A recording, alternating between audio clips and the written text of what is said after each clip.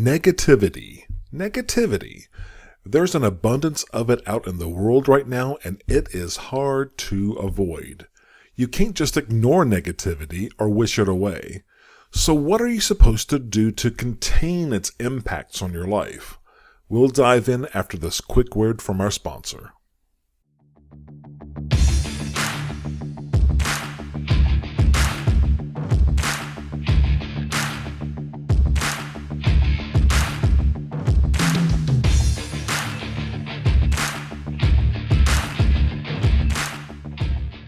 Hey guys, Ashley here. Are you having trouble meeting the right girl? Are you struggling due to lack of confidence, not knowing what to say, or not having a plan? Are you tired of being told to act confident around women without being told how?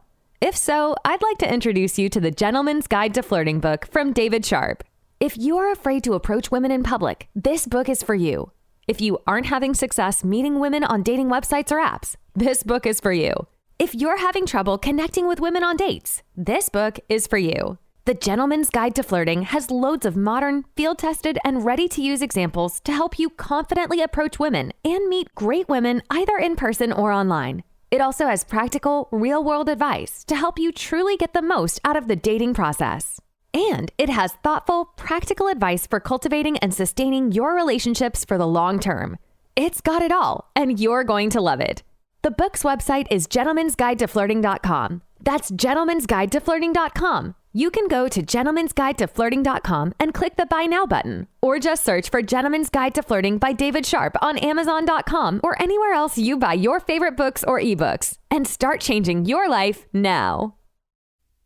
Hello there. Welcome to episode 59 of the Gentleman's Guide to Flirting podcast.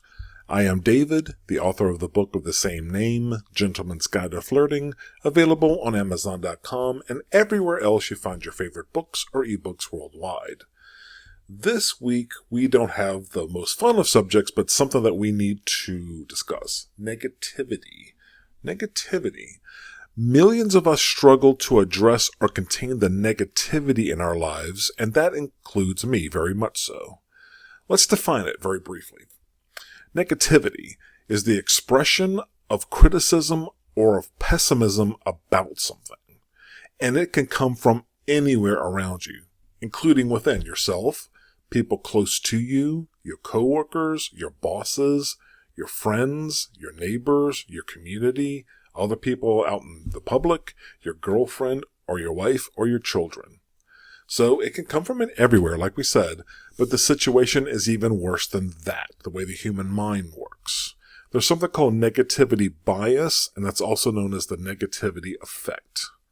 What that is the notion that even when of equal intensity, comparing negative and positive things of a more negative nature, for example, unpleasant thoughts, unpleasant emotions, negative social interactions, or harmful or traumatic events tend to have a greater effect on one's psychological state and processes than neutral or positive things. That's straight out of Wikipedia.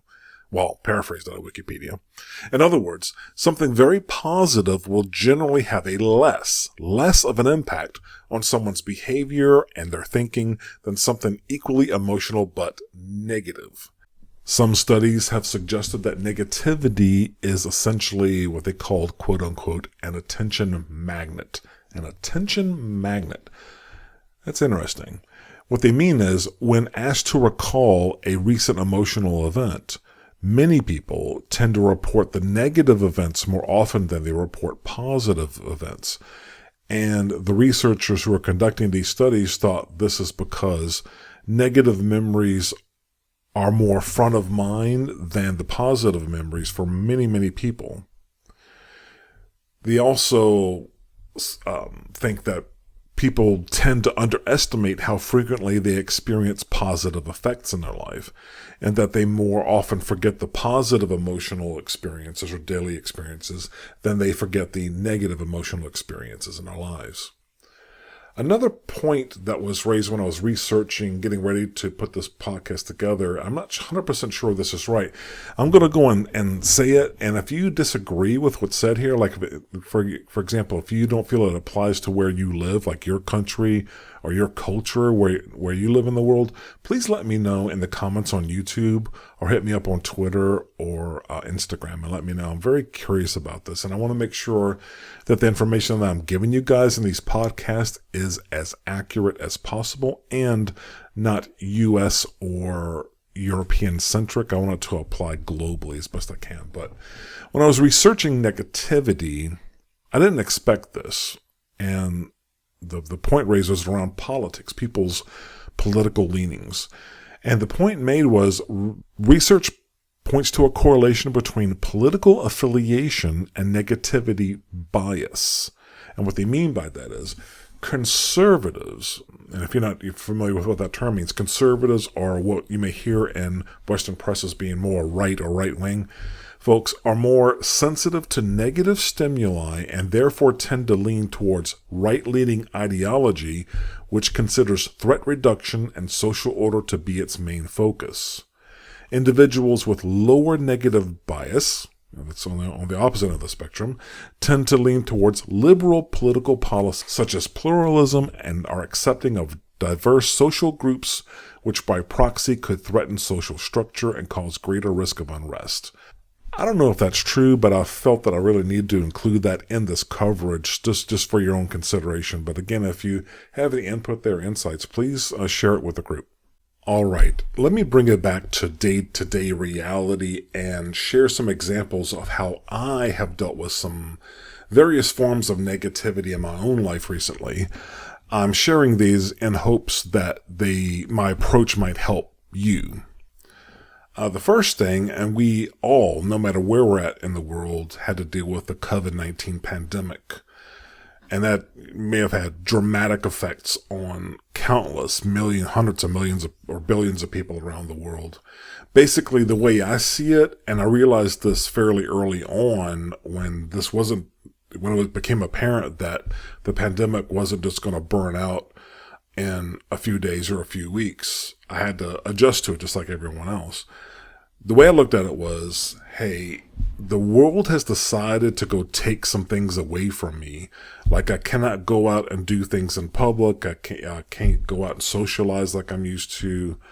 You got to work from home. There were a whole bunch of things that happened. There were some resource shortages. A lot of things I like to do, I just couldn't do. Just like everybody else listening to this podcast right now, we're all affected the same way. But my mindset kicked in and said, hey, good, you take some stuff away, take some distractions away that I don't need. I'll focus on what matters. I'll double down on what I still have to do. I still feel this way to this day about the pandemic. It's not over, right, for any of us. So yeah, double down on what I still have available to do that I can still do. I can work on stalled projects. In fact, if I'm being quite honest, the pandemic started in January, February, March of 2020. I used that time where a lot of things that I'm calling distractions got taken away from me. I said, fine, I'll go and finish off the Gentleman's Guide to Flirting book. I've been working on that thing for approximately 3 years. And the reason why I got it done and out the door is because of the pandemic, really, because all of a sudden I had more time. I'm not going to just sit around and do nothing and be miserable. That's not how I think. That is the opposite of how I want to live my life. And that's something I want to share with you is don't just sit back and be miserable and depressed due to the bad hand you've been dealt in life. Find a way to go find the wins in any situation. The pandemic was a gigantic global problem, obviously, but with individual impacts, but doesn't change the way I think about things.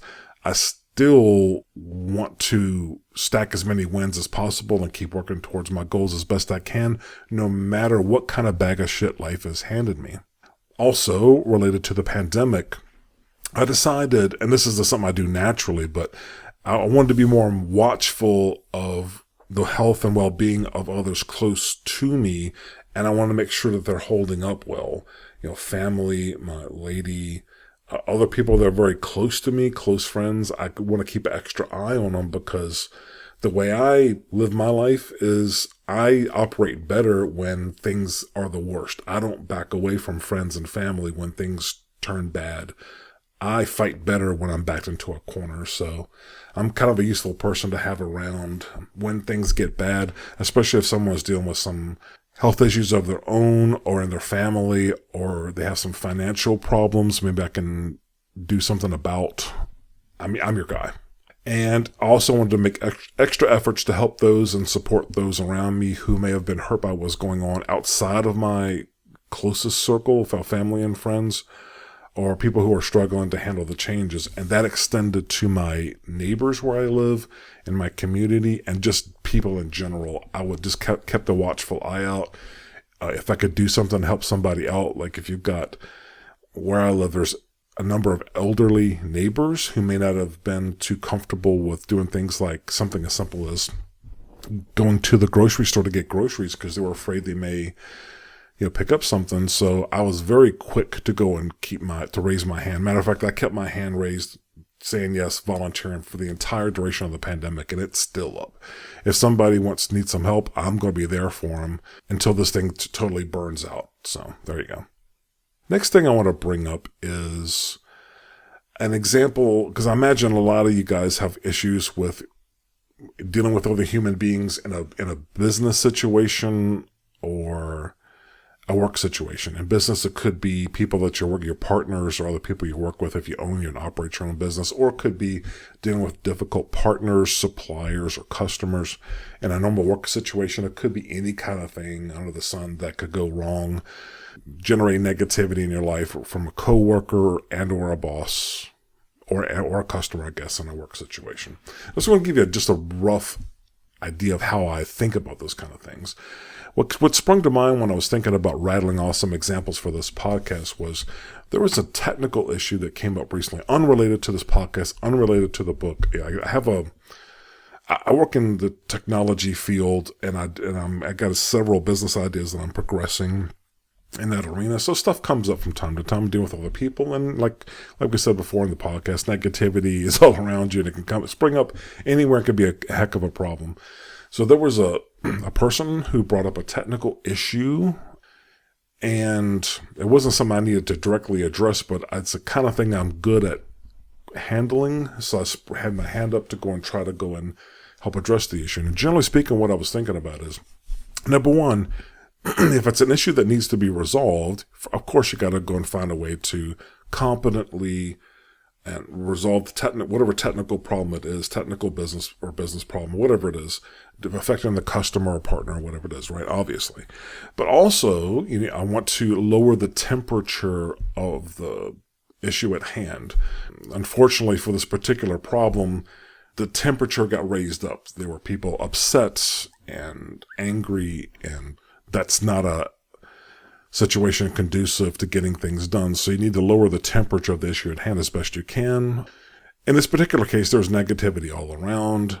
The reason I bring this up is because not only do I want to exit problems like this, and these happen all the time in my world, with the issue actually being taken care of and people not being angry anymore, I also want to hit a grand slam home run, and I'm sorry about the American baseball analogy there, but I want to swing for the fences every single time and not just take care of the technical problem. I want to do it in such a way to convert the negative parties, the people who are standing opposed, who are upset. I want to convert them after the issue's over and everything and the dust has settled down.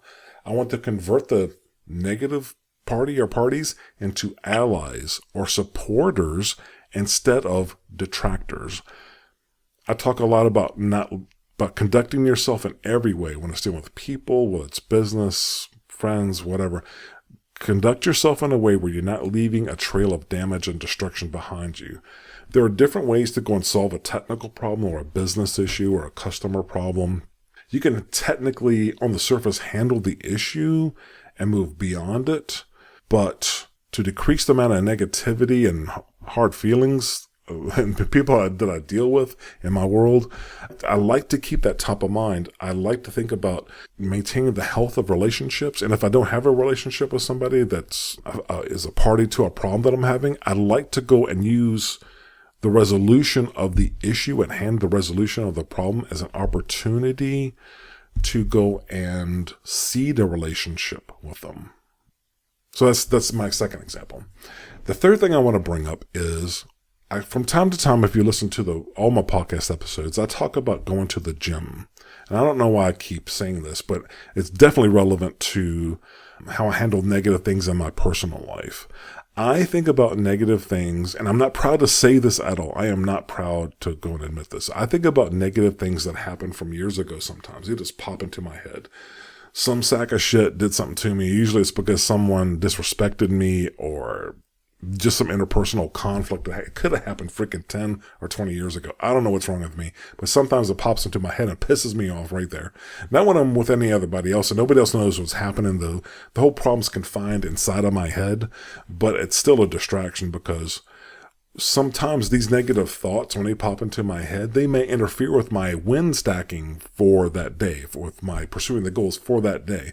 Because something reminded me of something that happened a long time ago that I didn't think ended well. So I need to get those thoughts out of my head because it is absolutely unacceptable to me to be going about my business in a day without stacking wins and without making progress towards my goals or doing something constructive and progressing my interest forward. So I may need to step away and do something physical. That's what works for me. For me, going to a gym and moving some metal around works. I like to lift weights.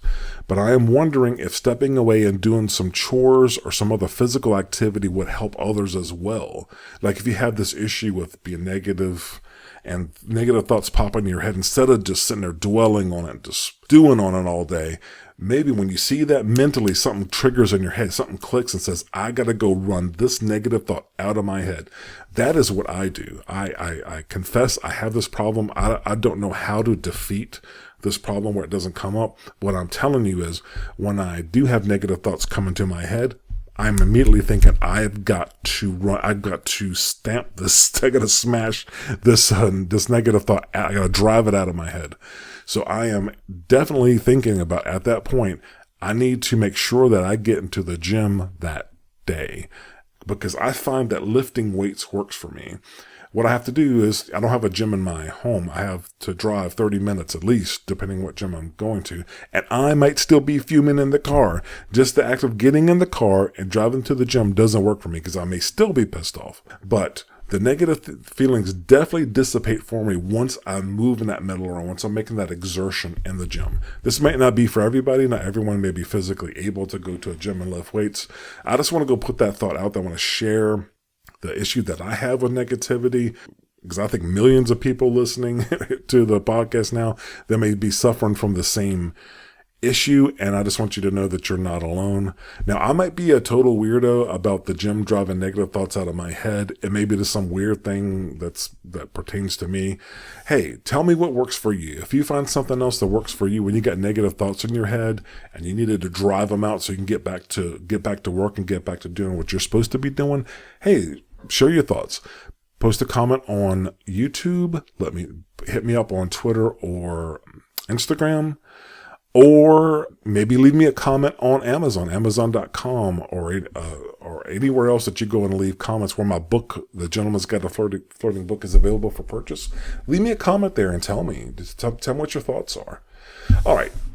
That is all I have for this week. Let's get to work.